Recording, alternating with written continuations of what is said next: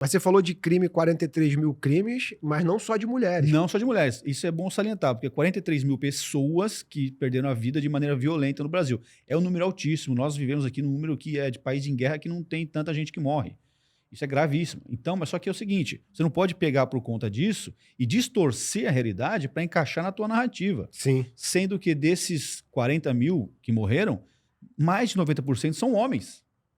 Aí se você for pegar, de fato, ali dentro daquele universo ali de 8% de mulheres, imagina só, desse universo de 40 mil, 8% são mulheres. Dentro desse percentual, é menor ainda o número de mulheres que morreram na mão de homens, namorados, maridos, enfim, que o pessoal rotula como feminicídio. Aí se você for pegar dentro desse universo de 40 mil pessoas do Brasil inteiro, somente aproximadamente 1.000 pessoas, mil mulheres perderam a vida supostamente na mão dos seus companheiros. E eu digo supostamente porque existe hoje uma metodologia que, se a mulher morre dentro de casa, automaticamente você já registra aquilo como feminicídio, sem saber se a mulher até mesmo tirou a própria vida. Então tem várias mulheres aí que você for levar a cabo até o final da investigação, aquela mulher acabou tirando a própria vida, mas aí leva-se a crer, peraí, uma mulher que morre dentro de casa é feminicídio. Só que tem um grande porém. Lá na frente, quando a investigação corre, eles vão descobrir que isso não é feminicídio, aquele número não sai da estatística, aquele número lá se mantém. Eles não corrigem Eles isso. não corrigem, porque é interessante manter a narrativa viva e constante de que as mulheres estão em vias de serem exterminadas pelos homens. A quem interessa isso, Paiva? Olha, eu tenho aqui algumas teorias, a gente não pode afirmar nada, assim, eu tenho algumas leituras que eu faço com base, né, na minha vivência, no meu trabalho mesmo.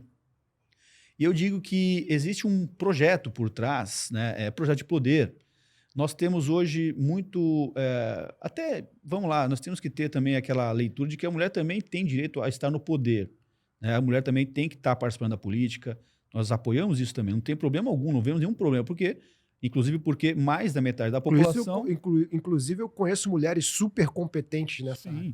Inclusive, se você for pegar na população brasileira, 52% são mulheres, hoje a maioria da população é mulher, e ok. Agora, a maneira com que elas estão fazendo isso está errado, porque naturalmente a mulher não tem o interesse dela, né? A maioria, não vou dizer, né, todas, mas sem generalizar, a minoria se interessa pela política.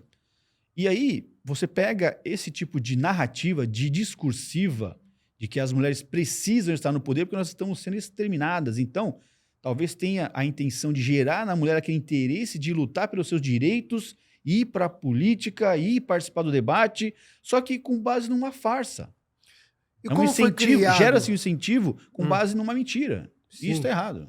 E aí a gente voltando para Maria da Penha, como foi criado essa narrativa? Qual foi... Ali, eu conheço a história, mas eu pergunto, às vezes, perguntas óbvias, porque minha audiência também está tentando entender. Como foi criado a Lei Maria da Penha? Qual foi a história que aconteceu lá, na época, com o Marcos Heredia, que é o ex-marido dela, e a Maria da Penha? Perfeitamente. Como eu disse aqui há pouco, eu me tornei vítima da Lei Maria da Penha. E até então, para mim, a lei era uma coisa importante, legal, protege mulher, beleza. Aí, quando eu fui vítima da lei, tomei aquele baque, e eu fiquei por um período muito, assim, tenso na minha vida, uma depressão profunda, porque eu sempre quis ser pai, as minhas filhas são o amor da minha vida, assim, a minha ex sabia que aquilo para mim era tudo, tanto que depois do divórcio eu deixei tudo. Seca a roupa do corpo, eu só queria ter o direito a ter acesso às minas filhas. E aí, nesse processo, eu falei assim, olha, eu vou ter que fazer alguma coisa, porque eu cheguei até a pensar em besteira, fazer alguma coisa contra a minha vida própria, enfim. Eu falei, não, eu vou lutar contra a arma que ela usou, que é a lei. E aí, nesse trabalho, eu fui tentar entender o que era a Lei Maria da Penha. Eu fui pesquisar como é que ela foi criada. E aí eu falei assim, peraí, mas e o ex da Maria da Penha? Cadê uma entrevista dele? Aí eu fui procurar, não tinha. Nada. Achei uma reportagem na revista Isto É, que destruía ele, detonava ele. E aí eu tive acesso ao livro dele. O livro dele é A História Não Contada no Caso Maria da Penha. Aquilo para mim foi um divisor de águas, assim, me deu um... Sabe, como a mente explode assim, meu Deus do céu. Aí eu fui a fundo entender o que tinha acontecido, baseado no que ele estava narrando no livro dele, porque ela escreveu o livro dela e ele escreveu mais de 20 livros, e esse, em específico, é o que mais ganhou repercussão, por mais que tenha sido uma repercussão mínima. E aí eu tive acesso às informações de como é que o processo se deu. E eu também tive uma outra iniciativa, fui criar um canal no YouTube, também redes sociais, para falar do problema. E aí, num vídeo que eu gravei, eu falei assim, olha, senhor Marco Antônio Heredia Viveiro, se o senhor estiver vivo, porque a gente não sabia nem se ele estava vivo ou não, porque ele tinha sumido do mapa. Se o senhor estiver assistindo esse vídeo, me procure, mande uma mensagem, eu quero ajudar. Eu estou vendo que, assim, na minha leitura, o senhor foi injustiçado. Pelo que eu li no livro, eu vou ajudar. E graças a Deus chegou nele esse vídeo. Você vê o poder da internet, assim, quando você está com um propósito, com, sabe, um trabalho correto e sério, e chegou nele. E aí, por intermédio de uma amiga nossa em comum, né, nós nos aproximamos e começamos esse trabalho já 3 anos atrás. E de lá para cá nós tivemos várias situações juntos, gravamos vários vídeos. Meu canal no YouTube chama Canal Alexandre Paiva. Tem uma playlist lá também para quem quiser conhecer um pouco mais da história. Então, qual que é a história? Nós ouvíamos sempre, eu sempre ouvi também, que ele tentou tirar a vida dela, deixou ela paraplégica, né? Enfim, depois de muita violência doméstica e aquilo tudo. E aí eu comecei a estudar e vi que não é bem assim. O que aconteceu foi uma tentativa... Subiu um pouquinho o microfone. Subi o microfone aqui. Foi uma tentativa... Opa, subi aqui. Isso, aí tá bom. Foi uma tentativa de assalto, onde na residência dos dois entraram alguns meliantes lá, e ele, para defender a família, ele entrou em luta corporal.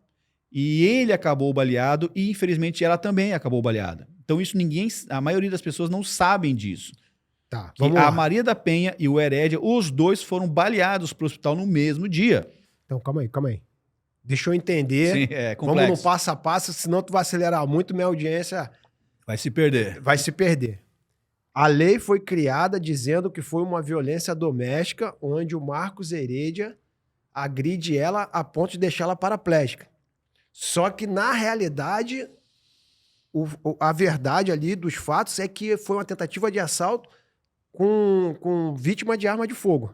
Exato. A narrativa que ela usou, que inclusive foi a narrativa que prevaleceu na justiça, foi de que ele havia, enquanto ela estava dormindo, ele teria dado um tiro na coluna dela. Era dormindo. Isso que eu ia perguntar, porque tinha a perfuração de bala lá, Exato. Então ela alegou que foi ele que deu o tiro. Exato. No primeiro momento, não. Tá? Depois de um ano só... Aí que tá. Olha o detalhe, peraí.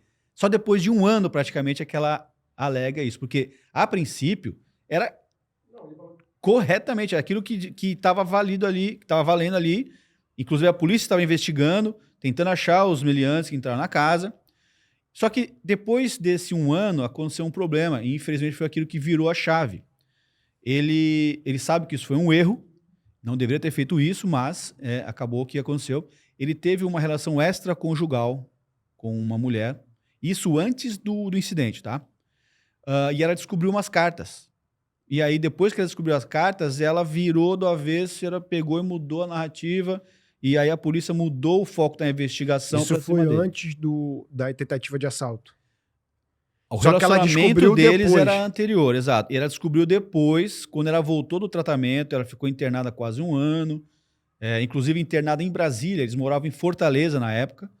Ele pagou todas as custas, gastou o que tinha e o que não tinha para mandar ela para o melhor hospital que tinha na época. Isso para mim também foi suspeito, porque se um cara quisesse tirar a vida da mulher, ele não ia ficar dando toda essa atenção, botava ela no melhor hospital, gastar com passagem aérea a cada 15 dias para ir visitar ela lá em Brasília, preparar toda a casa, colocou aqueles corrimãos para quando a pessoa tem um problema de locomoção, abriu, alargou as portas da casa. Então, para mim, começou a não fazer sentido. Peraí.